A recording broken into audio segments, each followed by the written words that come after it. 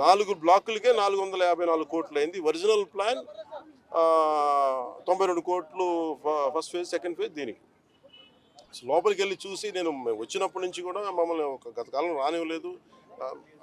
ఇప్పుడు ఏమైపోయింది, ఒక డ్యామేజ్ జరిగిపోయింది. ఋషికొండ ఒకప్పుడు ఇక్కడ రిసార్ట్స్ ఉన్నప్పుడు టూరిజం మన శాఖకి ఆదాయం 7 కోట్లు ఉండేది. సో 7 కోట్ల ఆదాయం కోల్పోగా ఇప్పుడు అదనపు భారం 453 కోట్లు పడి ఇప్పుడు కరెంటు బిల్లు మన సంవత్సరానికి కట్టాల్సిన ఇంకా ఉపయోగించకుండానే జస్ట్ అది లైట్లు వేసి అప్పుడప్పుడు ఏసీ ఆన్ చేయడానికి ఉట్టినే జస్ట్ ఆన్ చేసి ఆఫ్ చేయడానికి పనిచేస్తున్నది సక్రమంగా అనుకోవడానికి అది సంవత్సరానికి ఒక కోటి రూపాయల పైన 15 లక్షలు అవుతుంది. దాన్ని బట్టి అర్థం చేసుకోండి. ఈ మెయింటెనెన్స్కి వీటికి 1.5 కోటి అవుతుంది, జస్ట్ మేయర్ మెయింటెనెన్స్. ఇదివరకు 7 కోట్ల ఆదాయం ఉంది. ఇప్పుడు మేము అన్ని చూసిన తర్వాత లోపల వెళ్ళి పర్యవేక్షిస్తే ఇప్పుడు దాకా వాళ్ళు డ్యామేజ్ చేశారు. ఈ టాయిలెట్స్ ఎన్ని కోట్లు, టబ్బు ఇవన్నీ ఇంకా అయిపోయినాయి, ప్రజల్లోకి వెళ్ళిపోయినాయి. ఇప్పుడు మా కుటుంబ ప్రభుత్వం నుంచి మేము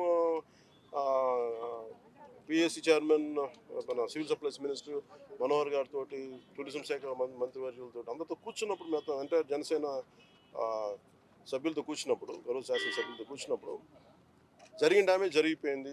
తొలచాల్సిన కొండ తొలిచేశారు, పాడు చేశారు. ఓకే, వీటన్నిటిని మించి ఇప్పుడు మన ముందు ఏముందంటే దీన్ని how well we can utilise 400 ఏం చెప్పండి, ఎలా పెట్టాలి. చాలాసార్లు అనేక మార్లు మేము క్యాబినెట్ మీటింగ్ చర్చించాం. ముఖ్యమంత్రి గారు కూడా దీని మీద ఎలా చేయాలనేది పాప ఆయన అందరిని అడుగుతూ ఉన్నారు.